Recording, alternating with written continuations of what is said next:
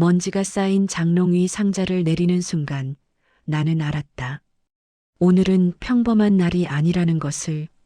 74년을 살아오며 피해왔던 그 상자, 손을 댈 때마다 가슴이 먹먹해져서 차일피일 미뤄왔던 바로 그 상자를 드디어 열게 된 것이다.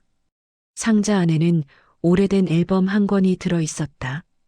갈색으로 바른 표지, 곰팡이 냄새가 코를 찔렀다. 손가락 끝이 떨렸다. 천천히 첫 페이지를 넘기자 흑백 사진 속에서 익숙한 얼굴이 나를 바라보고 있었다. 언니였다. 김선자. 내 생에서 지워버리고 싶었지만 결코 지울 수 없었던 그 이름. 사진 속 언니는 29의 나이였다. 지금의 내 손녀뻘 되는 나이지만 그때 언니의 얼굴에는 이미 세월의 무게가 가득했다. 짙은 눈썹, 꾹 담은 입술, 그리고 어딘가 먼 곳을 바라보는 듯한 눈빛. 언니는 웃지 않았다. 아니, 웃을 수 없었다. 우리 집안의 장녀로 태어난 순간부터 언니에게 웃음은 사치였으니까. 나는 사진을 쓰다듬으며 45년 전 그날을 떠올렸다. 1980년 가을, 코스모스가 바람에 흔들리던 그 저녁이었다. 언니는 평소와 다름없이 저녁을 차렸다. 된장찌개, 김치, 그리고 언니가 새벽부터 담근 깍두기. 밥상머리에서 언니는 말했다. 인자야, 언니가 잠깐 일 보러 나갔다 올게. 그때 나는 29살이었다. 갓 결혼해서 시집살이에 치이던 시절이었다. 언니의 말을 대수롭지 않게 들었다. 언니는 항상 바깥일이 많았으니까. 동네 아줌마들 품앗이도 나가고 시장에서 좌판도 벌이고 농사일도 거들었다. 우리 가족의 생계를 책임지는 건 언니였다. 아버지는 술만 드셨고 어머니는 몸이 약하셨으니까. 그래, 언니. 조심히 다녀와. 그게 마지막이었다. 언니는 그날 밤 돌아오지 않았다. 다음 날도, 그 다음 날도. 일주일이 지나고, 한 달이 지나고, 1년이 지났다. 우리는 언니를 찾아 헤맸다. 경찰에 실종 신고를 했고, 동네 사람들과 함께 산을 뒤졌다.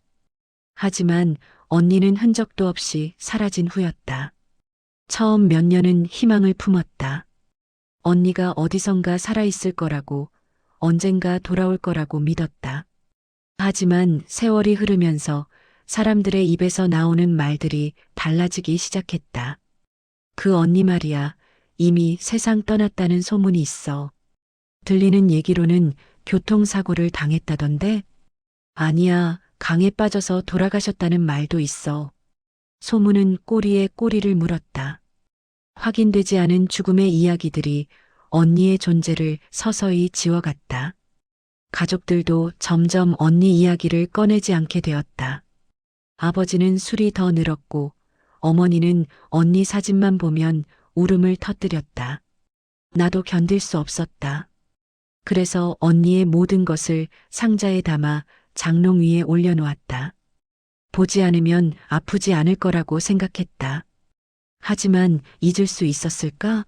아니었다. 밤마다 꿈에서 언니를 만났다. 언니는 항상 먼 곳에 서 있었고 내가 달려가려고 하면 더 멀어졌다. 나는 소리쳤다. 언니, 어디가? 돌아와. 하지만 언니는 고개만 저었다. 그리고 사라졌다. 매번 그 꿈에서 깨면 베갯니지 눈물로 젖어 있었다. 이제 와서 왜 이 상자를 열었을까? 며칠 전 동창회에서 친구가 말했다.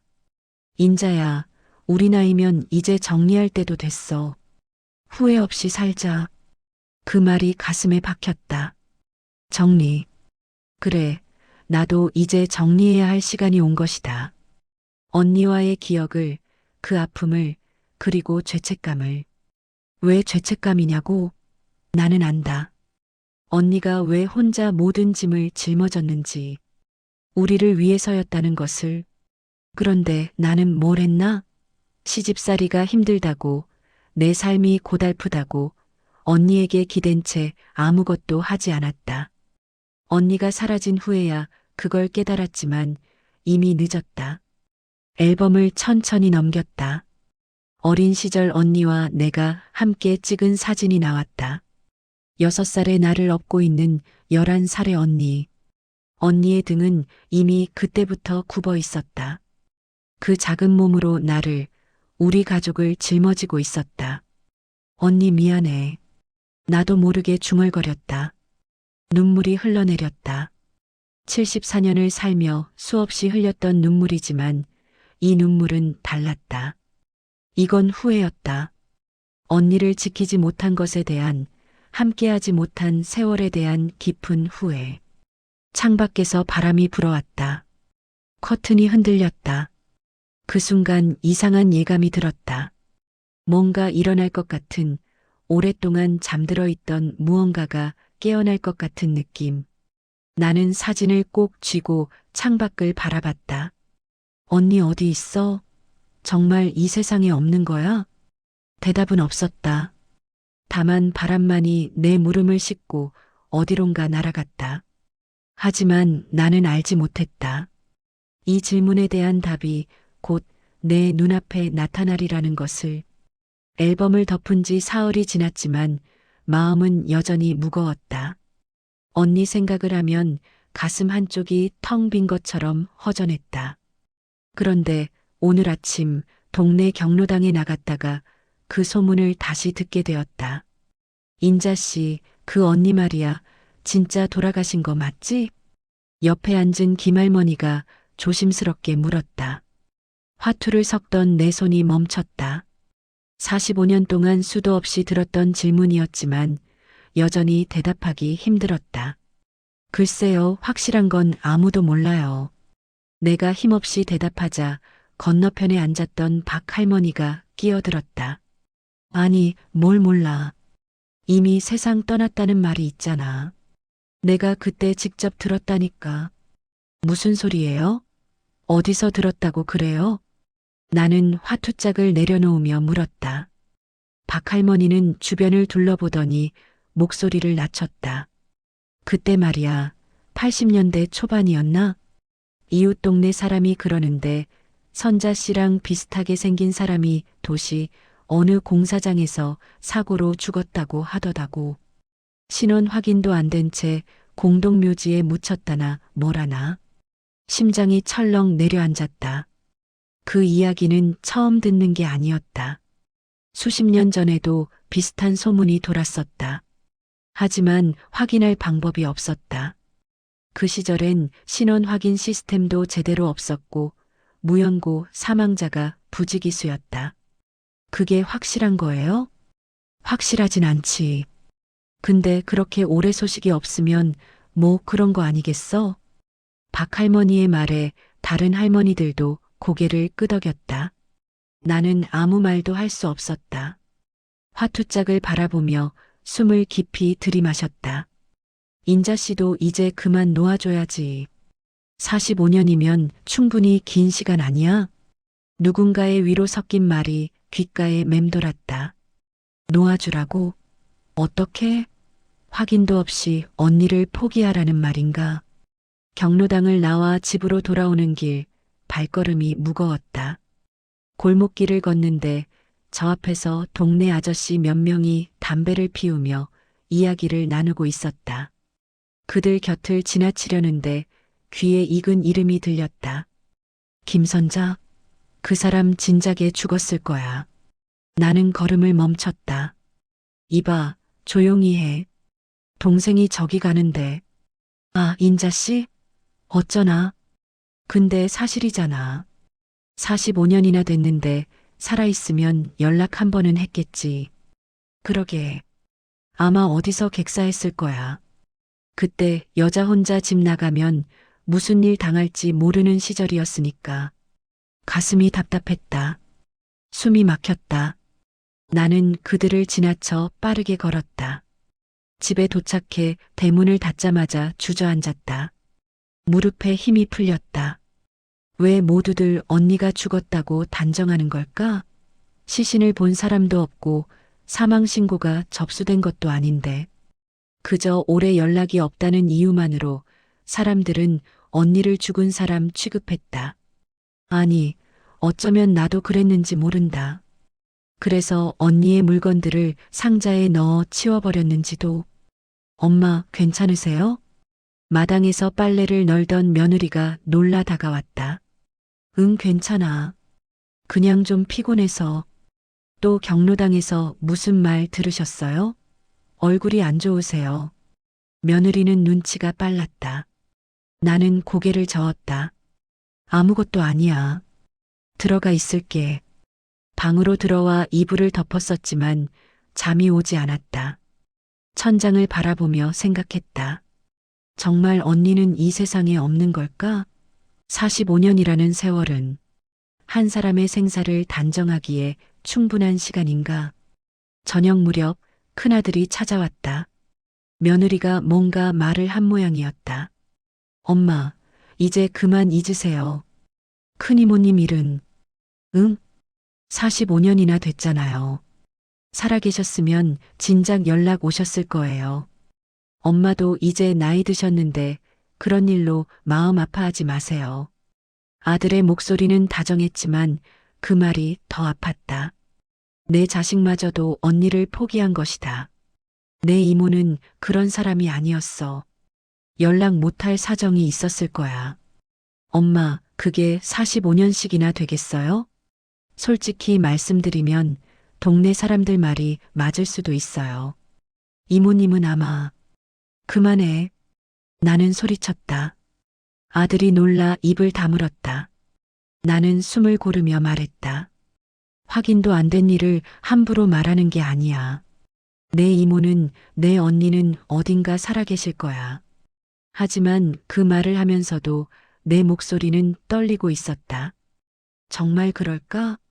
언니가 정말 살아있을까? 아니면 나만 혼자 헛된 희망을 품고 있는 걸까? 밤이 깊어갔다. 어둠 속에서 나는 다시 앨범을 꺼냈다. 손전등을 켜고 언니의 사진을 들여다봤다. 사진 속 언니는 여전히 아무 말이 없었다. 그저 먼 곳을 바라보고 있을 뿐이었다. 언니 정말 죽은 거야? 속삭이듯 물었지만 대답은 없었다. 정적만이 방 안을 가득 채웠다. 나는 사진을 가슴에 안았다. 45년 동안 품어왔던 질문, 그리고 영원히 답을 들을 수 없을지도 모르는 그 질문이 가슴을 짓눌렀다. 그날 밤 나는 또다시 언니 꿈을 꾸었다. 하지만 이번엔 달랐다. 언니가 돌아서지 않고 나를 똑바로 바라봤다. 그리고 입을 열었다. 인자야, 아직이야. 무슨 뜻일까? 꿈에서 깨어난 나는 한동안 어둠 속에서 그 말의 의미를 곱씹었다. 아직이라니? 아직 죽지 않았다는 뜻인가? 아니면 아직 포기하지 말라는 뜻인가? 새벽 공기가 차가웠다. 하지만 내 가슴 속엔 이상하게도 희미한 불씨 하나가 다시 타오르고 있었다. 그날은 봄비가 내린 다음 날이었다. 아침 햇살이 유난히 밝았고 마당의 개나리가 노랗게 피어나고 있었다. 나는 평소처럼 아침 식사를 마치고 마당에 나와 화분에 물을 주고 있었다. 엄마, 우편물 가져올게요. 며느리가 대문 쪽으로 가더니 갑자기 멈칫했다. 누가 서 계시네요. 누구? 할머니 한 분이요. 문 앞에 서 계세요. 나는 물뿌리개를 내려놓고 대문 쪽으로 걸어갔다. 아마도 동네 경로당 사람이거나 반찬 돌리러 온 이웃이겠지 싶었다. 하지만 대문을 열고 밖을 내다본 순간 내 심장이 멈춘 것 같았다. 대문 앞에 한 노인이 서 있었다. 백발의 머리, 깊게 패인 주름, 그리고 낡은 지팡이를 짚고 있는 손. 허리가 굽은 그녀는 나를 보자마자 입술을 떨었다. 인자야. 그 목소리. 45년이 지났어도 잊을 수 없는 그 목소리. 나는 숨이 막혔다. 입술이 바짝 말랐다. 언니야? 말이 제대로 나오지 않았다. 노인은 천천히 고개를 끄덕였다. 그리고 다시 말했다. 나야 선자야. 순간 세상이 멈춘 것 같았다. 주변 소리가 들리지 않았다. 바람도, 새소리도, 며느리의 숨소리도, 오직 내 심장 소리만이 귓가에서 쿵쾅거렸다. 안 돼, 안 돼. 나는 고개를 저으며 뒷걸음질 쳤다. 언니는 죽었다. 사람들이 그렇게 말했다. 45년 동안 소식이 없었으니 당연히 이 세상에 없는 거라고. 나도 그렇게 믿으려 애썼다. 그런데 지금 내 앞에 서 있는 이 사람은 누구인가? 인자야, 나야. 정말 나야. 노인이 한 걸음 다가왔다. 지팡이를 짚은 손이 떨리고 있었다. 나는 그 얼굴을 똑바로 쳐다봤다. 주름투성이 얼굴, 움푹 들어간 눈, 그을린 피부. 하지만 그 눈빛만은 분명 언니였다. 엄마, 누구세요? 며느리가 당황한 목소리로 물었다. 나는 대답할 수 없었다. 다리에 힘이 풀려 그 자리에 주저앉을 것 같았다. 인자야, 미안해. 너무 놀랐지? 언니가 다가와 내 손을 잡으려 했다. 나는 반사적으로 손을 뒤로 뺐다. 언니의 얼굴에 상처받은 표정이 스쳤다. 안 돼, 언니는 죽었어. 사람들이 그랬어. 공사장에서 사고 났다고, 공동묘지에 묻혔다고.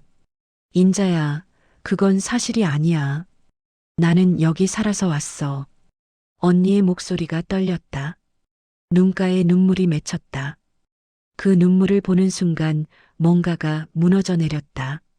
45년 동안 쌓아왔던 방어막이, 언니를 포기하려 애썼던 모든 노력이 한순간에 와르르 무너졌다.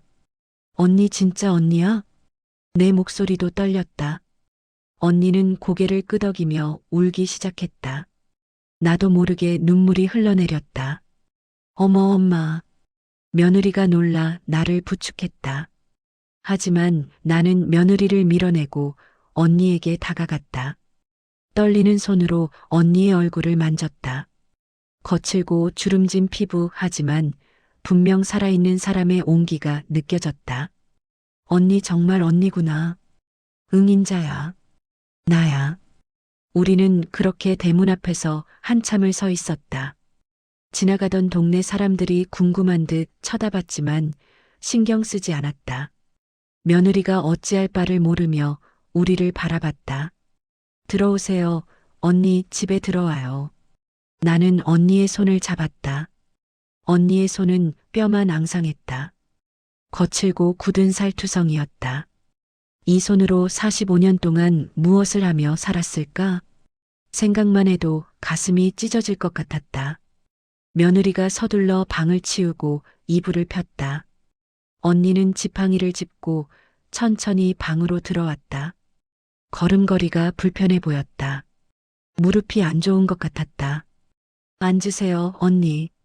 언니가 방바닥에 앉아 긴 한숨을 내쉬었다. 그 한숨 속에 45년의 무게가 담겨 있는 것 같았다.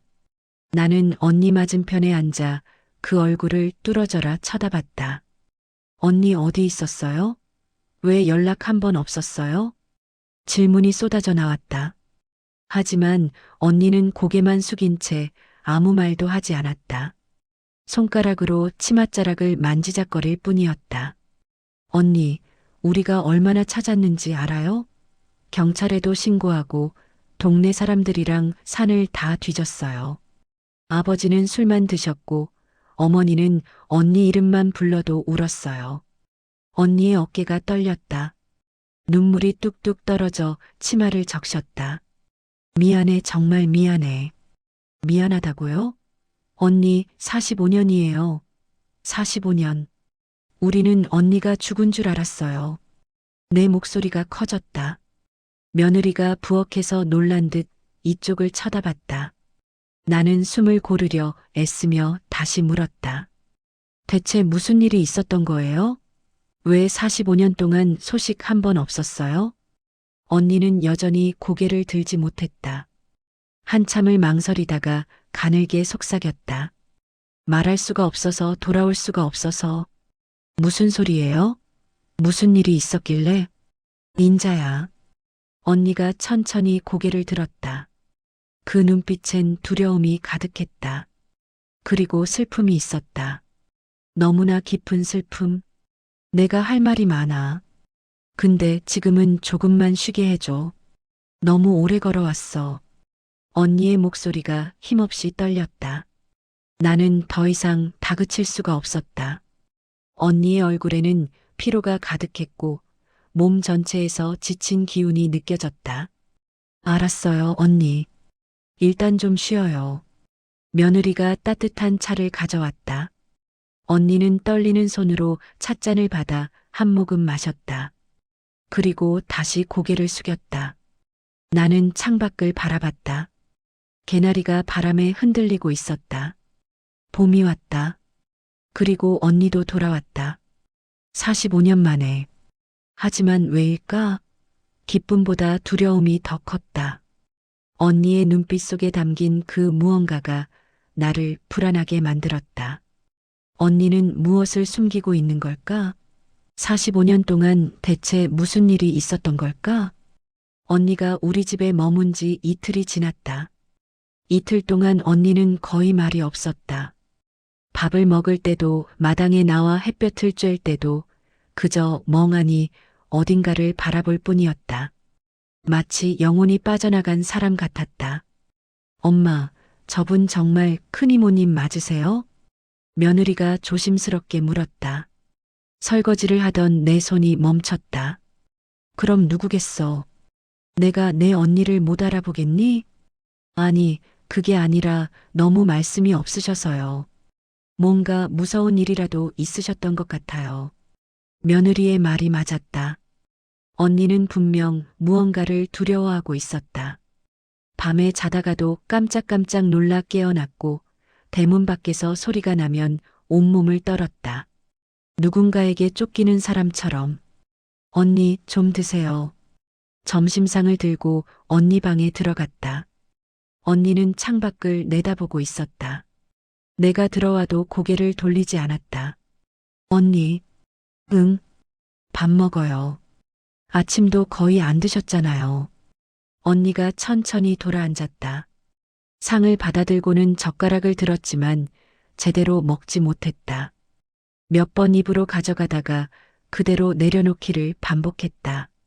언니, 어디 아파요? 아니, 그냥 입맛이 없어서. 입맛이 없긴요. 언니, 나 걱정돼 죽겠어요. 뭔가 말 좀 해줘요. 대체 45년 동안 어디서 뭐하며 지낸 거예요? 내 목소리가 떨렸다. 참았던 감정이 터져나왔다. 언니는 젓가락을 내려놓고 나를 바라봤다. 그 눈빛에 깊은 슬픔이 서려 있었다. 인자야. 네, 언니. 미안하다. 미안하다는 말만 100번도 넘게 들었어요. 언니, 제발 뭔가 말을 해줘요. 왜 그렇게 오래 연락이 없었어요? 왜 지금에야 돌아온 거예요? 언니가 입술을 깨물었다.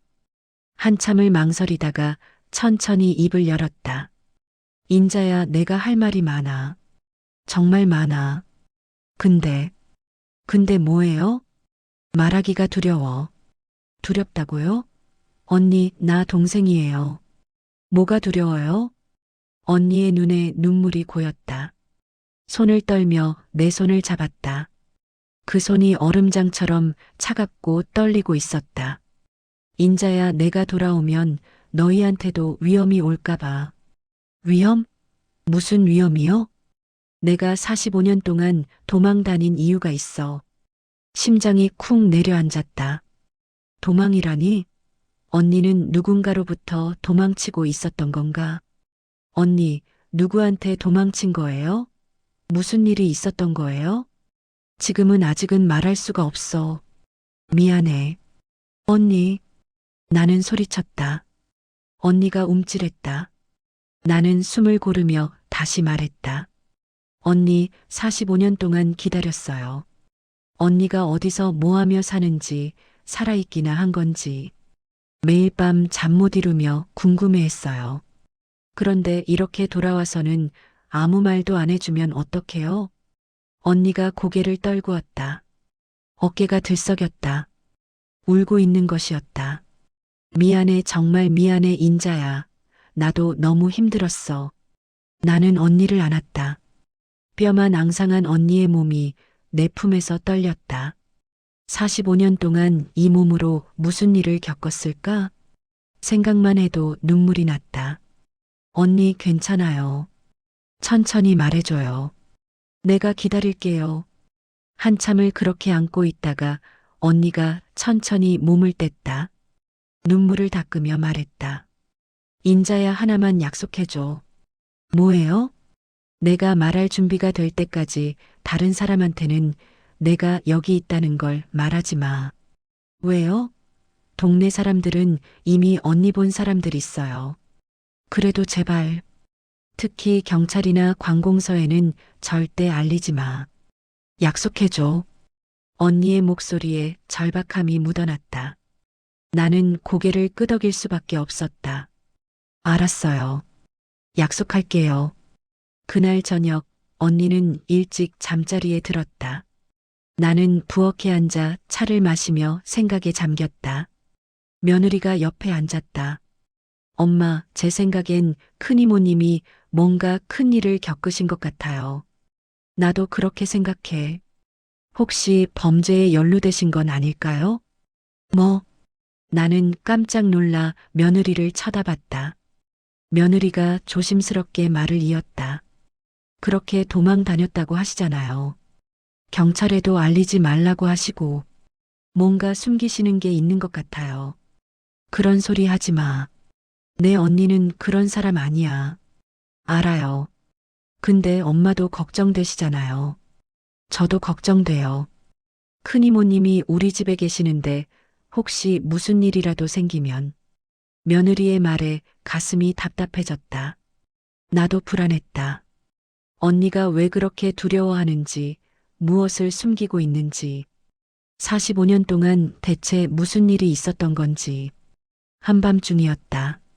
잠을 이루지 못하고 뒤척이는데 언니 방에서 소리가 들렸다. 안 돼, 안 돼. 나는 벌떡 일어나 언니 방으로 갔다. 언니는 잠꼬대를 하며 몸부림치고 있었다. 제발 내 동생들은 건드리지 마. 언니, 언니. 나는 언니를 흔들어 깨웠다. 언니가 눈을 번쩍 뜨더니 내 손을 움켜쥐었다. 인자야. 괜찮아요, 언니. 꿈이었어요. 언니는 온몸에 땀을 흘리고 있었다. 숨을 헐떡이며 주변을 둘러봤다. 꿈이었구나. 무슨 꿈 꾸셨어요? 언니는 대답하지 않았다. 다만 내 손을 꼭 쥔 채 떨고 있을 뿐이었다. 언니 제발 말해줘요. 45년 동안 무슨 일이 있었는지. 내가 도와줄게요. 언니 혼자 떠안지 말아요. 언니가 나를 바라봤다. 그 눈빛 속에 너무나 많은 것들이 담겨 있었다. 고통, 두려움, 죄책감, 그리고 사랑. 인자야, 조금만 더 시간을 줘. 내가 용기를 내볼게. 알았어요. 기다릴게요. 나는 언니 옆에 누워 그 손을 잡아주었다. 언니의 떨림이 조금씩 가라앉았다. 창밖에서 바람 소리가 들렸다. 45년의 공백, 그 긴 세월 속에 숨겨진 비밀이 곧 드러날 것 같은 예감이 들었다. 그리고 그 비밀이 우리 자매를, 우리 가족을 어떻게 바꿔놓을지 나는 알 수 없었다. 언니가 우리 집에 온 지 사흘째 되던 날 아침이었다. 언니는 여전히 방에서 나오지 않았고 나는 마당에서 빨래를 널고 있었다. 바람이 선선하게 불어왔다. 봄날이었지만 공기 속엔 어딘가 무거운 기운이 감돌았다. 엄마, 큰이모님 방 좀 치워드려야 할 것 같은데요. 며느리가 빗자루를 들고 나왔다. 나는 고개를 끄덕였다. 그래, 언니한테 물어보고 치워드려. 며느리가 언니 방으로 들어갔다. 나는 계속 빨래를 널었다. 그런데 갑자기 며느리의 놀란 목소리가 들렸다. 엄마, 엄마, 이것 좀 보세요. 나는 급히 빨랫감을 내려놓고 방으로 달려갔다. 며느리는 언니의 낡은 가방을 들고 서 있었다. 언니는 화장실에 간 사이였다. 왜 그래? 이거 편지예요. 엄청 많아요. 며느리가 가방 속을 보여주었다. 노랗게 바랜 편지 봉투들이 빼곡히 들어 있었다. 적어도 수십 통은 되어 보였다. 이건 뭐지? 나는 떨리는 손으로 편지 한 통을 꺼냈다. 봉투에는 인자에게라고 적혀 있었다. 내 이름이었다. 다른 편지들도 모두 똑같았다. 인자에게, 인자에게, 인자에게. 엄마, 이거 다 엄마한테 보내려던 편지인 것 같아요. 근데 우표가 안 붙어 있어요. 며느리의 말이 맞았다. 봉투에는 우표도 없고 주소도 적혀 있지 않았다. 발송되지 않은 편지들이었다. 열어봐야 할까? 엄마, 그건. 그때 뒤에서 언니의 목소리가 들렸다. 인자야. 나는 깜짝 놀라 돌아봤다. 언니가 문 앞에 서 있었다. 얼굴이 새하얗게 질려 있었다. 언니 이게 뭐예요? 나는 편지 뭉치를 들어보였다. 언니의 입술이 떨렸다. 그건 내 이름이 적혀 있어요. 전부 다요. 이게 다 뭐예요? 언니는 대답하지 못했다. 며느리가 조용히 방을 나갔다. 나와 언니만 남았다. 언니, 이 편지들 나한테 보낸 거죠? 근데 왜 안 보낸 거예요? 인자야. 언니가 천천히 다가와 내 손에서 편지를 받아들었다. 그리고 바닥에 주저앉았다. 보낼 수가 없었어. 한 번도. 왜요? 왜 보낼 수 없었어요? 보내면 너희가 위험해질까봐. 나는 언니 옆에 앉았다. 편지 뭉치를 보니 가슴이 미어졌다. 수십 통의 편지. 언니가 45년 동안 나에게 보내고 싶었지만 보낼 수 없었던 마음들이 여기 담겨 있었다. 언니, 읽어봐도 돼요? 언니는 한참을 망설이다가 고개를 끄덕였다. 나는 떨리는 손으로 편지 한 통을 열었다. 낡은 편지지에는 손으로 쓴 글씨가 빼곡했다. 인자야, 미안하다. 언니가 집을 나온 지 1년이 됐다. 매일 너희 생각을 한다. 엄마는 건강하시니? 아버지는 술을 좀 줄이셨니? 너는 시집살이가 힘들지 않니? 돌아가고 싶다. 너무너무 돌아가고 싶다. 그런데 인자야, 내가 돌아가면 너희도 위험해질 거야. 그래서 못 가. 미안해. 정말 미안해. 눈물이 흘러내렸다. 다른 편지를 열었다. 내용은 비슷했다. 인자야, 오늘은 내 생일이구나. 30살이 됐네. 축하한다. 언니가 미역국이라도 끓여주고 싶은데 그럴 수가 없네. 인자야, 내가 돌아가면 너희가 다칠 거야. 그러니까 이해해줘. 언니가 너무 보고 싶다. 또 다른 편지를 열었다. 인자야, 엄마가 돌아가셨다는 소식을 들었다. 장례식에도 못 갔다. 멀리서 절만 했다. 인자야, 미안하다. 언니가 너무 못났다. 엄마 마지막도 못 지켜드렸다. 인자야, 용서해줘. 나는 더 이상 읽을 수가 없었다. 편지를 내려놓고 언니를 안았다. 언니도 나를 꼭 안았다. 언니 왜 이렇게 혼자 다 견뎠어요? 미안해, 미안해. 언니는 그 말밖에 하지 못했다. 우리는 한참을 그렇게 안고 있었다. 언니, 이제 말해줘요. 왜 이렇게 된 거예요? 대체 무슨 일이 있었던 거예요? 언니가 천천히 몸을 뗐다. 눈물로 범벅이 된 얼굴로 나를 바라봤다. 인자야, 내가 말할게. 이제 더 이상 숨길 수 없어. 네, 언니. 말해줘요. 언니는 떨리는 손으로 편지들을 쓰다듬었다. 그리고 천천히 입을 열었다. 45년 전 그날 내가 집을 나간 건 내 의지가 아니었어. 무슨 뜻이에요? 나는 끌려간 거야. 심장이 멈추는 것 같았다. 끌려갔다니? 누구한테요? 사채업자들한테. 사채업자? 응, 불법 사채업자들이었어. 그날 저녁 나는 시장에서 장을 보고 집에 가는 길이었어. 그런데 갑자기 차가 멈추더니 남자 두 명이 나를 끌고 갔어. 언니의 목소리가 떨렸다. 나는 숨도 쉬지 못하고 언니의 말을 들었다. 그 사람들은 나한테 빚을 갚으라고 했어. 아버지가 빌린 돈이라고. 근데 인자야 아버지는 그런 돈 빌린 적 없으셨어. 그럼요. 조작된 거였어. 누군가 우리 가족을 무너뜨리려고 일부러 꾸민 일이었어. 나는 입을 막았다. 믿을 수가 없었다. 그 사람들은 나한테 말했어. 빚을 갚을 때까지 가족한테 돌아갈 생각하지 말라고. 만약 도망가거나 경찰에 신고하면 너희 가족 모두 해치겠다고. 언니, 나는 무서웠어. 인자야, 너랑 동생들이 엄마 아버지가 다칠까봐 너무 무서웠어. 그래서 도망갔어. 그들한테서 도망쳐서 멀리 숨어 지냈어. 언니의 눈에서 눈물이 끝없이 흘러내렸다. 45년 동안 나는 숨어 살았어. 이 도시 저 도시로 도망 다니며 항상 뒤를 돌아봤어. 그들이 날 쫓아오진 않나. 너희한테 해를 끼치진 않나. 인자야, 내가 편지를 쓴 건 너무 보고 싶어서였어. 근데 보낼 수가 없었어.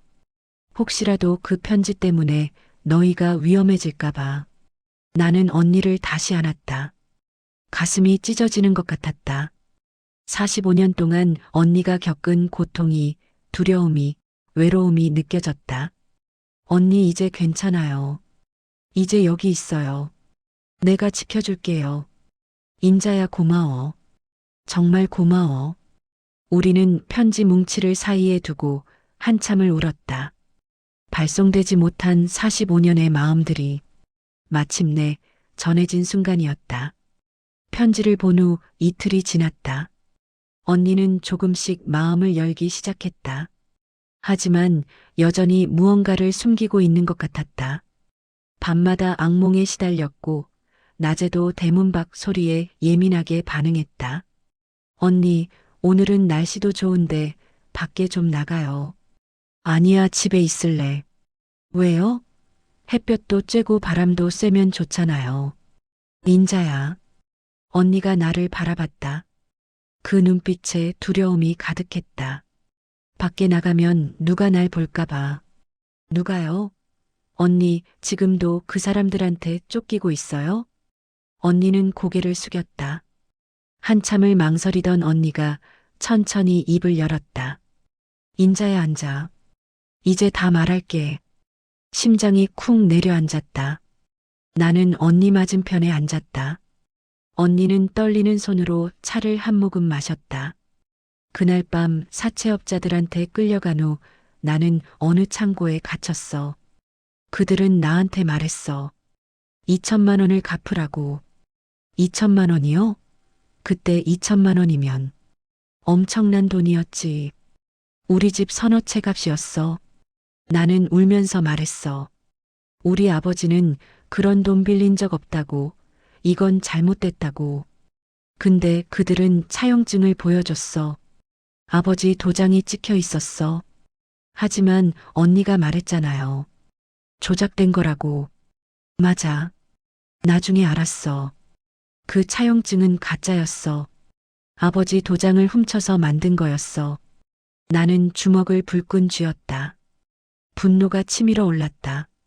누가 그런 짓을 한 거예요? 언니가 눈을 감았다. 깊은 숨을 들이마셨다. 박만수? 박만수? 그게 누구예요? 동네 유지였어.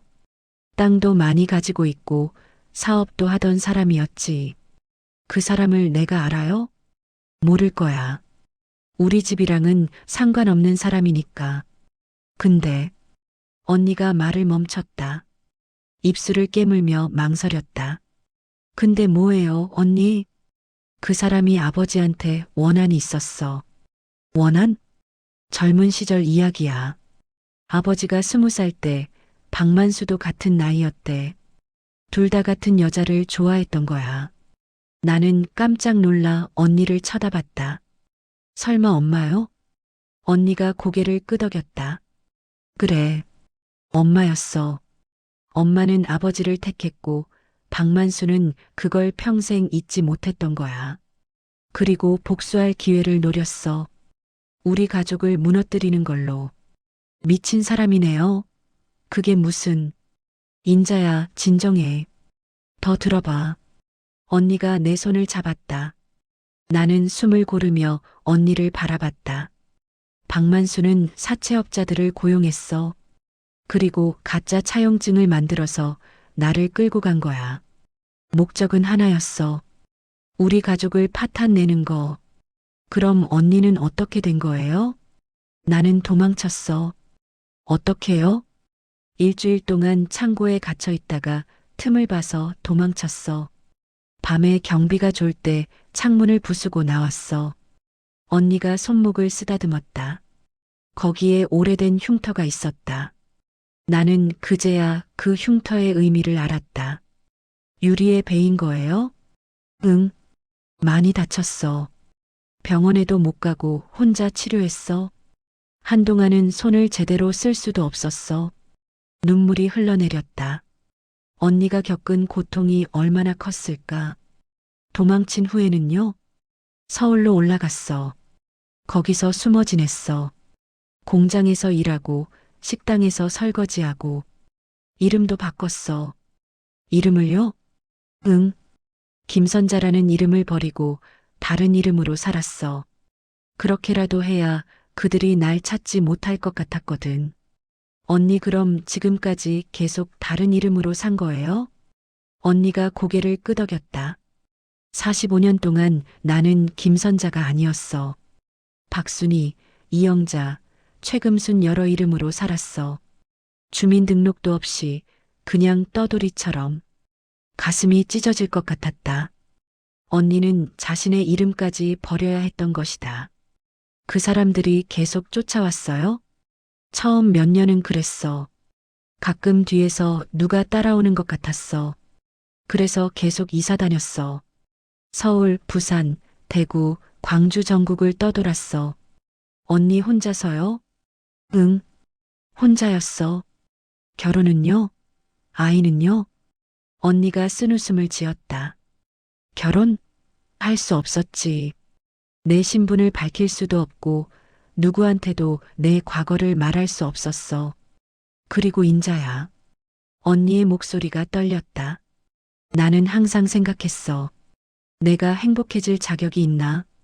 가족을 버리고 도망친 내가, 엄마 돌아가실 때도 못 간 내가, 동생들 힘들 때 옆에 없었던 내가. 언니, 그건 언니 잘못이 아니에요.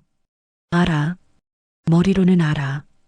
근데 마음은 그렇게 안 됐어. 나는 언니를 꼭 안았다. 언니의 몸이 내 품에서 떨렸다. 언니, 왜 혼자 다 떠안았어요? 우린 가족이잖아요. 같이 해결할 수 있었을 텐데. 인자야.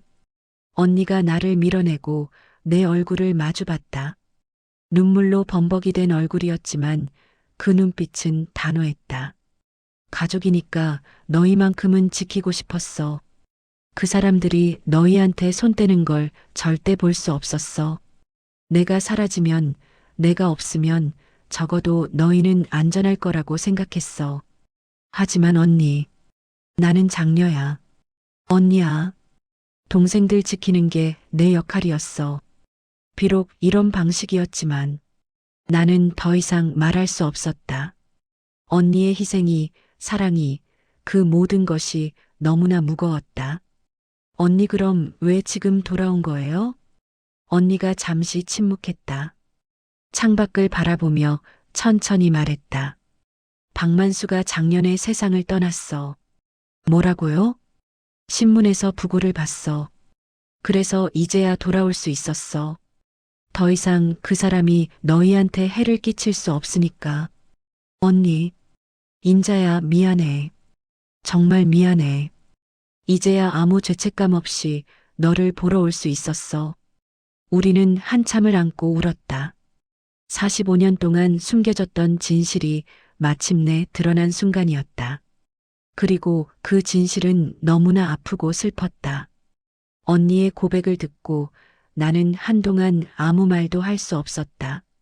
머릿속이 하얗게 변했다. 박만수라는 이름, 아버지와의 원한, 45년간의 도망. 모든 것이 믿기지 않았다. 인자야, 말 좀 해줘. 내가 아무 말도 안 하니까 무서워. 언니가 조심스럽게 말했다. 나는 창밖을 바라보며 숨을 고르려 애썼다. 하지만 가슴속에서 뭔가가 끓어오르고 있었다. 분노였다. 언니, 내 목소리가 떨렸다. 왜? 응? 왜 혼자 다 떠안았어요? 나는 언니를 돌아봤다. 눈물이 흘러내렸다. 언니가 놀란 표정으로 나를 바라봤다. 인자야, 왜 우리한테 말 안 했어요? 왜 혼자 도망갔어요? 왜 45년 동안 소식 한 번 안 했어요? 목소리가 커졌다. 며느리가 부엌에서 놀라 이쪽을 쳐다봤지만 나는 신경 쓰지 않았다. 우린 가족이잖아요. 가족이면 함께 해결하는 거잖아요. 인자야, 진정해. 나는 진정하라고요? 언니 45년이에요. 45년. 언니가 혼자 떠안은 그 시간 동안 우리가 얼마나 고통스러웠는지 알아요? 언니가 고개를 숙였다. 어깨가 떨렸다. 엄마는 언니 이름만 들어도 울었어요. 아버지는 술로 세월을 보내셨어요. 나는 매일 밤 언니 꿈을 꿨어요. 언니가 어디선가 죽어 있는 꿈, 언니가 고통받는 꿈. 미안해. 미안하다는 말로 끝나요? 언니, 우리는 언니가 죽은 줄 알았어요. 사람들은 언니가 공사장에서 사고 났다고, 강에 빠져 죽었다고, 온갖 소문을 퍼뜨렸어요. 나는 소리쳤다. 참았던 감정이 폭발했다. 45년 동안 쌓였던 슬픔과 분노가 한꺼번에 터져나왔다. 언니는 우리를 지킨다고 했지만 언니 없는 우리가 얼마나 무너졌는지 알아요? 엄마는 언니 찾아 헤매다가 건강이 나빠지셨어요. 동네 사람들 앞에서 우리 딸 못 봤냐고 울면서 물어보시다가 쓰러지셨어요. 인자야. 언니가 눈물을 흘리며 나를 바라봤다. 하지만 나는 멈출 수 없었다. 아버지는 술만 드셨어요. 언니가 사라진 게 자기 탓이라고, 자기가 잘못해서 언니가 떠난 거라고. 밤마다 술에 취해 언니 이름을 부르셨어요. 선자야, 미안하다. 아빠가 잘못했다 그러면서요. 그만해, 인자야, 제발. 그만하라고요? 언니가 먼저 들어야 해요. 언니가 우리를 지킨다고 혼자 도망갔지만 언니 없는 우리 가족은 완전히 무너졌어요. 나는 주먹으로 바닥을 쳤다. 손이 아팠지만 가슴이 더 아팠다. 나도 힘들었어요. 시집살이가 힘들 때, 아이들 키우느라 지칠 때 언니가 옆에 있었으면 했어요. 언니한테 기대고 싶었어요. 근데 언니는 없었어요. 어디 있는지도 모르고 살아있는지도 모르고. 며느리가 방으로 들어와 내 어깨를 잡았다. 엄마, 진정하세요. 몸에 안 좋으세요. 나도. 나는 며느리의 손을 뿌리쳤다. 언니를 똑바로 쳐다봤다. 언니, 우리가 뭐가 부족했어요? 왜 우리를 믿지 못한 거예요? 같이 싸울 수 있었잖아요. 경찰에 신고할 수도 있었고, 마을 사람들한테 도움을 청할 수도 있었어요. 인자야, 그때는 그럴 수 없었어. 언니가 떨리는 목소리로 대답했다. 그 사람들은 무서운 사람들이었어. 정말로 너희한테 해를 끼칠 수 있었어. 나는 그게 무서웠어. 무서우면 가족한테 말하는 거예요. 혼자 도망가는 게 아니라. 인자야. 언니는 우리를 너무 약하게 본 거예요. 우리가 언니 하나 못 지킬 거라고 생각한 거예요. 우리도 싸울 수 있었어요. 함께라면 이길 수 있었어요. 언니가 고개를 들었다. 눈물 범벅이 된 얼굴로 나를 바라봤다. 미안해, 정말 미안해. 나는 그저 뭐예요? 너희만큼은 지키고 싶었어. 언니의 목소리가 떨렸다. 인자야, 나는 장녀였어. 어릴 때부터 너희를 돌보는 게 내 역할이었어. 너희가 배고프면 내가 밥을 지었고, 너희가 아프면 내가 병원에 데려갔어. 그게 내 삶이었어. 그래서요? 그래서 너희가 다치는 걸 볼 수 없었어. 그 사채업자들이 너희한테 손을 대는 걸 상상만 해도 미칠 것 같았어. 차라리 내가 사라지는 게 나았어. 나는 입을 막았다. 가슴이 터질 것 같았다. 언니 그렇게 생각했어요? 응. 내가 없으면 적어도 너희는 안전할 거라고. 그 사람들의 목표는 나였으니까. 나만 사라지면 너희는 괜찮을 거라고. 하지만 우린 괜찮지 않았어요. 나는 다시 소리쳤다. 언니 없는 우리는 전혀 괜찮지 않았어요. 엄마는 언니 찾다가 돌아가셨고 아버지는 죄책감에 시달리다 세상 떠나셨어요. 나는 평생 언니 생각하며 살았어요. 이게 괜찮은 거예요? 언니가 입을 가렸다. 흐느끼기 시작했다. 몰랐어. 내가 없는 게 오히려 너희한테 더 고통스러울 줄은 몰랐어. 언니는 몰랐지만 우리는 알았어요. 매일매일 그 고통 속에서 살았어요. 나는 언니에게 다가갔다. 언니의 어깨를 잡았다. 언니, 우린 가족이에요. 가족은 함께 아파하고 함께 싸우는 거예요. 언니가 혼자 떠안으면 우린 더 아파요. 알겠어요? 언니가 고개를 끄덕였다. 나는 언니를 꼭 안았다. 언니, 이제는 혼자가 아니에요. 이제는 우리가 있어요. 알겠죠? 응, 인자야 고마워. 언니가 내 등을 토닥였다. 우리는 한참을 그렇게 안고 울었다. 45년간의 오해와 아픔이 천천히 풀려나가는 것 같았다. 며느리가 조용히 물을 가져왔다. 우리는 물을 마시며 진정했다. 언니, 앞으로는 절대 혼자 해결하려 하지 마세요. 약속해요. 약속할게. 언니가 내 손을 꼭 잡았다. 그 손이 따뜻했다. 살아있는 사람의 온기였다. 45년 만에 다시 느끼는 언니의 온기였다. 언니와 화해한 후 며칠이 지났다. 언니는 조금씩 안정을 찾아가는 것 같았다.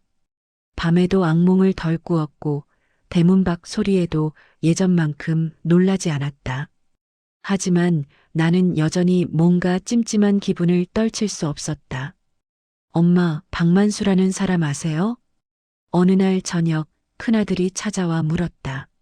나는 깜짝 놀라 아들을 쳐다봤다. 왜 갑자기 그 이름을? 며느리한테 들었어요. 큰이모님 일이랑 관련 있다면서요? 궁금해서 좀 알아봤어요. 알아봤다니? 동네 어르신들한테 물어봤어요. 그 사람에 대해서 나는 차를 내려놓고 아들에게 다가갔다. 뭐라고 하던데? 박만수는 우리 동네 유지였대요. 땅도 많이 가지고 있었고 사채업도 했다고 하더라고요. 사채업? 네. 겉으로는 멀쩡한 사업가였지만 뒤로는 불법 사채업을 했대요. 80년대에 많은 사람들이 그 사람한테 돈 빌렸다가 패가 망신했다고 하더라고요. 나는 주먹을 불끈 쥐었다. 그런 인간이 우리 언니를 괴롭혔다니. 그런데 엄마, 응? 이상한 얘기를 들었어요. 무슨? 아들이 주변을 둘러보더니 목소리를 낮췄다. 박만수가 외할아버지를 노린 건 단순한 원한 때문만은 아니었대요. 무슨 소리야? 더 깊은 이유가 있었대요. 외할아버지가 젊었을 때 박만수의 부정을 폭로한 적이 있었대요. 나는 눈을 크게 떴다. 아버지가 박만수의 부정을 폭로했다고? 무슨 부정? 박만수 아버지가 마을 공동재산을 횡령한 사건이 있었대요. 외할아버지가 그걸 발견하고 마을 사람들 앞에서 폭로했대요. 그 바람에 박만수 집안이 망신당했고 박만수 아버지는 그 충격으로 돌아가셨대요. 그런 일이 박만수는 그걸 평생 잊지 못했대요. 자기 아버지를 죽인 게 외할아버지라고 생각했대요. 그래서 복수를 계획한 거예요. 나는 의자에 주저앉았다. 이야기가 점점 더 복잡해졌다. 그럼 외할머니를 둘러싼 삼각관계는? 그것도 사실이래요.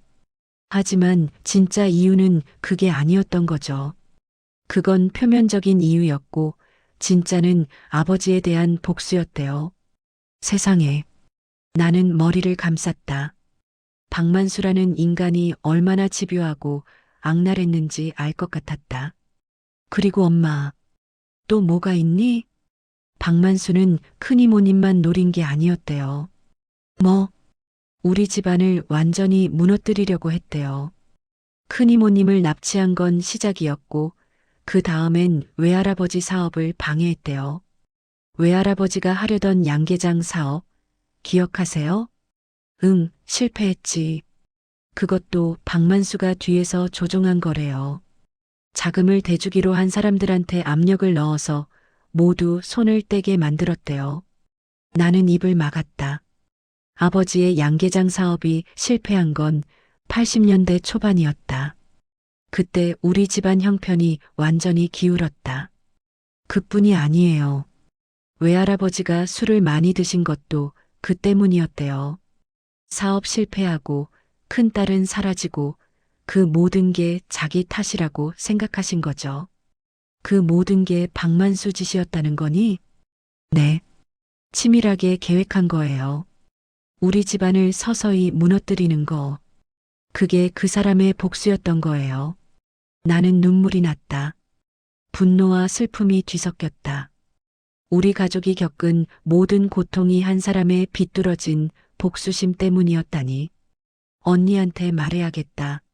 나는 언니 방으로 갔다. 언니는 창밖을 바라보고 있었다. 언니, 응, 인자야. 말할 게 있어요. 나는 아들에게 들은 이야기를 언니에게 전했다. 언니는 말없이 듣고 있었다. 이야기가 끝나자 언니가 천천히 고개를 끄덕였다. 그랬구나. 언니 알고 있었어요? 일부는 짐작했어. 그 사람이 단순히 엄마 때문에 그런 게 아니라는 걸. 왜 말 안 했어요? 확실하지 않았으니까. 그리고 인자야. 언니가 나를 바라봤다. 말한다고 달라지는 게 있나? 이미 다 지나간 일인데. 하지만 알아야 해요. 우리가 겪은 고통이 왜 생긴 건지. 언니가 한숨을 쉬었다. 맞아. 이제 알았으니 이제는 정말 끝인 거야. 언니, 박만수가 죽었다고 했죠? 응. 그 사람 가족은요? 혹시 그 사람 자식들이? 언니가 고개를 저었다. 걱정 마. 알아봤어. 박만수는 자식이 없었어. 결혼도 안 했고, 그냥 혼자 살다가 작년에 암으로 죽었어. 그럼 이제 정말, 응, 이제 정말 끝이야. 우리는 한참을 말없이 앉아 있었다. 45년간의 비밀이 완전히 드러난 순간이었다. 박만수의 비뚤어진 복수심, 우리 아버지의 정의로운 행동, 그로 인한 우리 가족의 비극, 모든 퍼즐 조각이 맞춰졌다. 인자야. 네, 언니. 우리 아버지 잘못하신 게 없어. 언니의 목소리가 떨렸다. 아버지는 옳은 일을 하신 거야. 박만수 집안의 부정을 폭로한 건 정의로운 일이었어. 근데 그 때문에 우리가 이렇게 됐어. 언니, 아버지가 얼마나 괴로우셨을까? 자기가 옳은 일을 했는데 그 때문에 딸이 사라지고 가족이 무너지고 그걸 어떻게 견디셨을까? 나도 눈물이 났다. 아버지는 돌아가시기 전까지 죄책감에 시달렸다. 언니가 사라진 게 자기 탓이라고 생각하셨다. 그런데 실제로는 아버지의 정의로움 때문이었던 것이다. 언니, 아버지는 잘못 없어요. 박만수가 나쁜 거예요. 알아. 머리로는 알아. 근데 가슴은, 언니가 가슴을 움켜쥐었다. 가슴은 너무 아파. 우리 아버지가 너무 불쌍해. 나는 언니를 안았다. 우리는 오래도록 안고 울었다. 45년 만에 밝혀진 진실은 너무나 무겁고 슬펐다. 하지만 이제 알았다. 우리 가족이 겪은 비극의 진짜 이유를, 그리고 그 누구도 잘못이 없었다는 것을, 오직 박만수라는 한 사람의 비뚤어진 마음만이 모든 비극의 원인이었다는 것을. 진실을 알고 난 후 일주일이 지났다. 언니는 조금씩 변하고 있었다. 밤에 더 이상 악몽을 꾸지 않았고 대문 밖을 두려워하지도 않았다. 오히려 마당에 나와 햇볕을 쬐며 평온한 표정을 짓곤 했다. 언니, 오늘은 날씨가 참 좋네요. 나는 언니 옆에 앉았다. 개나리가 만발한 마당이 평화로웠다. 그러게, 봄이 왔어. 언니가 하늘을 올려다보며 말했다. 45년 만에 제대로 보는 봄 같아. 언니, 인자야, 나 이제 편해졌어. 응? 언니가 나를 바라봤다. 그 눈빛이 달라져 있었다. 두려움이 사라지고 평온함이 자리 잡고 있었다. 박만수가 죽었다는 걸 알고 진실을 너한테 다 말하고 나니까 어깨에 얹혀있던 짐이 내려간 것 같아. 언니, 45년 동안 나는 도망자처럼 살았어. 항상 뒤를 돌아보고 숨어 지내고. 근데 이제는 그럴 필요가 없어. 이제는 자유야. 언니의 목소리에 감격이 묻어났다. 나는 언니의 손을 잡았다. 언니, 정말 다행이에요. 응, 인자야, 고마워. 내가 날 받아줘서, 진실을 들어줘서. 당연한 거예요. 우린 자매잖아요. 우리는 잠시 말없이 앉아 있었다. 바람이 불어와 개나리 꽃잎을 흔들었다. 인자야. 네, 언니. 나 결심했어. 무슨? 언니가 나를 똑바로 바라봤다. 이제 내 이름을 되찾으려고. 언니 이름요? 응. 45년 동안 나는 김선자가 아니었어. 박순희, 이영자, 최금순 여러 이름으로 살았지. 근데 이제는 다시 김선자로 살고 싶어. 나는 눈물이 났다. 언니가 자신의 정체성을 되찾으려 한다는 게 얼마나 큰 의미인지 알았다. 어떻게 할 건데요? 주민센터에 가려고. 사정을 설명하고 주민등록을 회복하려고. 그게 가능해요? 모르겠어. 근데 시도는 해봐야지. 나는 45년 전에 실종됐지만 죽은 건 아니니까. 살아있으니까. 언니의 목소리에 힘이 있었다. 나는 고개를 끄덕였다. 내가 같이 갈게요. 고마워, 인자야. 다음 날 우리는 주민센터에 갔다. 담당 직원은 우리 이야기를 듣고 깜짝 놀랐다. 45년 실종이요? 네. 1980년에 사라졌다가 이제 돌아왔어요. 직원은 서류를 뒤적이며 말했다. 이런 경우는 처음이에요. 일단 경찰 조사를 받으셔야 할 것 같은데요. 경찰이요? 언니가 긴장한 표정을 지었다. 나는 언니의 손을 잡았다. 괜찮아요, 언니. 이제 숨을 필요 없어요. 그래, 맞아. 경찰 조사는 생각보다 간단했다. 언니는 45년 전 일을 솔직하게 말했다. 사채업자들에게 납치됐고 도망쳐서 숨어 살았다고. 경찰은 고개를 끄덕이며 기록을 남겼다. 박만수라는 사람은 이미 작년에 사망했네요. 다른 가해자들은요? 모르겠어요. 그 사채업자들 얼굴도 기억 안 나요. 알겠습니다. 일단 주민등록 회복 절차를 진행하겠습니다. 시간이 좀 걸릴 겁니다. 감사합니다. 주민센터를 나오며 언니가 하늘을 올려다봤다. 인자야, 내가 다시 김선자가 되는 거야. 네, 언니. 축하해요. 45년 만에 내 이름을 되찾았어. 언니의 눈에서 눈물이 흘러내렸다. 하지만 그건 슬픔의 눈물이 아니었다. 해방의 눈물이었다. 집에 돌아와 저녁을 먹는데 언니가 조용히 말했다. 인자야. 응? 나 이제 내 삶을 살고 싶어. 그게 무슨 뜻이에요? 언니가 잠시 망설이다 말했다. 여기 계속 있을 순 없잖아. 너희 집에 신세만 질 순 없지. 언니, 무슨 소리예요? 여기가 언니 집이에요. 우리 집이에요. 알아. 근데 나도 내 공간이 필요해. 45년 동안 떠돌이로 살았으니까 이제는 내 집이 갖고 싶어. 집을요? 응. 작은 집이라도 혼자 살 수 있는 공간. 나는 언니의 의도를 이해했다. 언니는 독립하고 싶은 것이었다. 45년 동안 잃어버렸던 자신의 삶을 되찾고 싶은 것이었다. 언니, 돈은 있어요? 언니가 쓴웃음을 지었다. 없지. 평생 숨어 지내느라 제대로 돈을 모을 수도 없었어. 근데 일은 할 수 있어. 아직 건강하니까. 언니 나이가 74살이에요. 알아.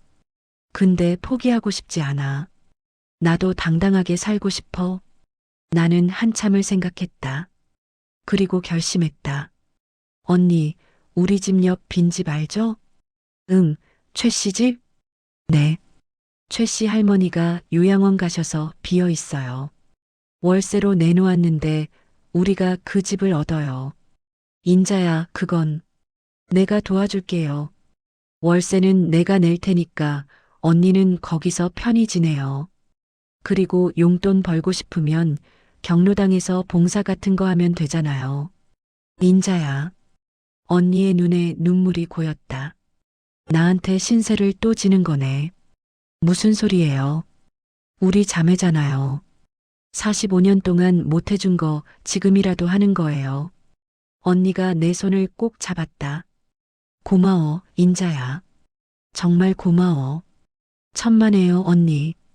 일주일 후, 우리는 옆집 빈집 계약을 했다. 동네 사람들이 가구도 기증해주고 생필품도 모아줬다. 언니의 귀한 소식을 들은 사람들이 도와주러 온 것이었다. 선자 씨, 오래 기다렸어요.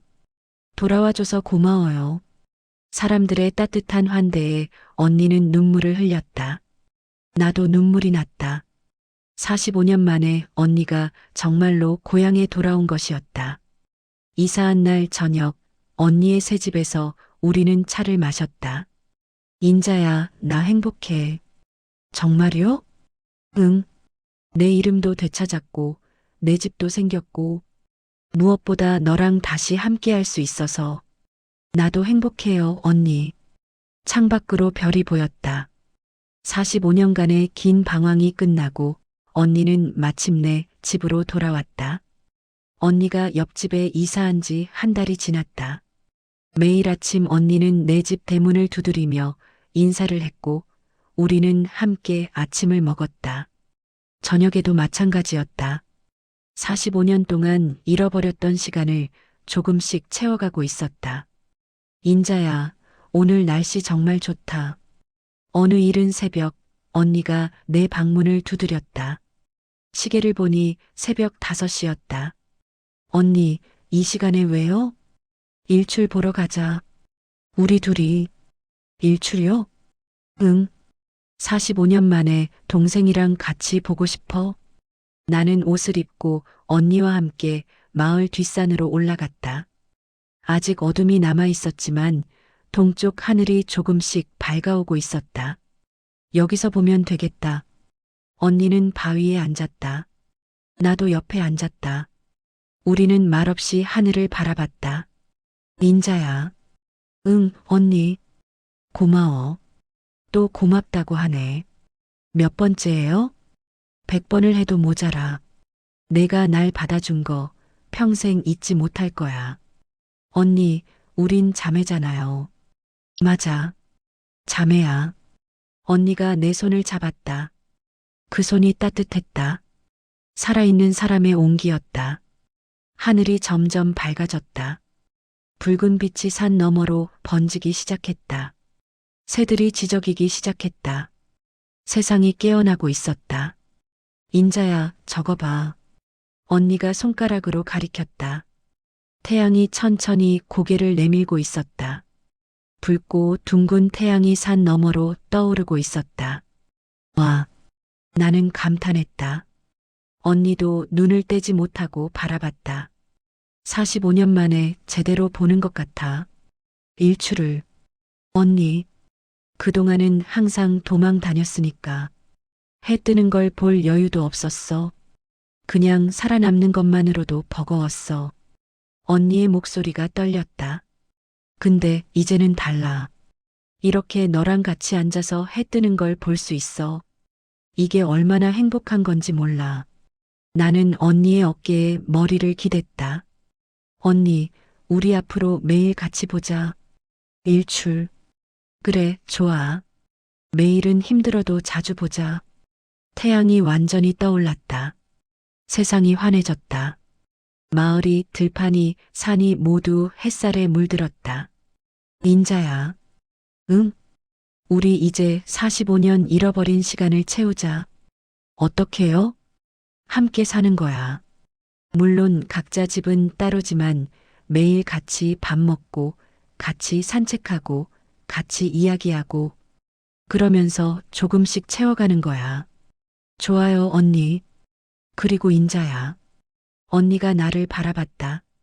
그 눈빛에 결연함이 담겨 있었다. 나 이제 과거에 매이지 않으려고. 박만수도 사채업자들도 45년의 도망도 다 놓아버릴 거야. 언니, 대신 앞으로 남은 시간에 집중하려고. 너랑, 너희 자식들이랑, 동네 사람들이랑 행복하게 사는 거에만 집중하려고. 나는 눈물이 났다. 언니가 마침내 자유로워진 것 같았다. 45년간의 족쇄에서 완전히 벗어난 것 같았다. 언니, 그래요. 우리 행복하게 살아요. 응, 꼭 그럴 거야. 우리는 한참을 그렇게 앉아 있었다. 햇살이 따뜻했다. 바람이 상쾌했다. 살아있다는 게 느껴졌다. 산을 내려와 집에 돌아오니 며느리가 아침을 차려놓고 있었다. 어머, 어디 다녀오세요? 일출 보러 갔다 왔어. 둘이요? 어머, 낭만적이시네요. 며느리가 웃으며 말했다. 우리도 웃었다. 큰이모님, 요즘 얼굴이 많이 밝아지셨어요. 그래. 네. 처음 오셨을 때랑 완전히 다르세요. 그때는 너무 어두우셨는데. 언니가 나를 쳐다보며 웃었다. 행복하니까 그런가 봐. 아침을 먹으며 언니가 말했다. 인자야, 오늘 경로당 가보려고. 경로당요? 응. 동네 사람들도 만나고 봉사활동도 알아보고 싶어서. 좋은 생각이에요. 같이 갈래? 당연하죠. 점심 먹고 우리는 경로당에 갔다. 동네 할머니들이 화투를 치고 있었다. 선자 씨, 오랜만이에요. 사람들이 반갑게 인사했다. 언니는 수줍게 웃으며 인사를 받았다. 앉으세요. 같이 화투 쳐요. 저는 잘 못 쳐서요. 괜찮아요. 가르쳐 줄게요. 언니는 사람들 사이에 앉았다. 나도 옆에 앉았다. 화투 소리, 웃음소리가 경로당을 가득 채웠다. 선자 씨, 정말 돌아와줘서 고마워요. 45년이나 기다렸잖아요. 이제 여기서 우리랑 같이 늙어가요. 사람들의 따뜻한 말에 언니는 눈물을 글썽였다. 감사합니다. 정말 감사합니다.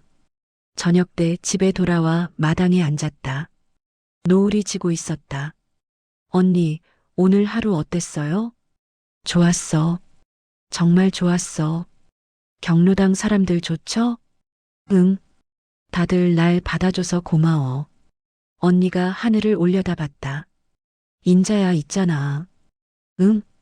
가족은 떠나는 게 아니라 돌아오는 거구나. 응? 내가 45년 전에 떠났지만 결국 돌아왔잖아. 그게 가족인 것 같아. 아무리 멀리 가도, 아무리 오래 걸려도 결국은 돌아오는 거. 나는 언니의 손을 꼭 잡았다. 맞아요, 언니. 가족은 돌아오는 거예요. 그리고 인자야. 응? 돌아왔을 때 받아주는 것도 가족이야. 내가 날 받아줘서, 진심으로 받아줘서 내가 여기 있을 수 있는 거야. 당연한 거예요, 언니. 별이 하나둘 떠오르기 시작했다. 밤이 깊어갔다. 하지만 우리는 일어나지 않았다. 그저 손을 잡고 앉아 있었다. 닌자야. 응, 언니. 이제 우리 45년 잃어버린 시간을 채워보자. 천천히 하루하루. 네, 언니. 같이 채워가요. 새벽 햇살이 마당을 비추기 시작했다. 우리는 여전히 손을 잡고 있었다. 가족은 떠나는 것이 아니라 돌아오는 것이다. 그리고 돌아왔을 때 품어주는 것, 그것이 진짜 가족이다. 우리는 이제 그걸 알았다. 남은 시간이 얼마나 될지 모르지만 우리는 그 시간을 함께 채워갈 것이다. 45년 동안 비워졌던 그 시간을 사랑으로, 대화로, 함께함으로 채워갈 것이다.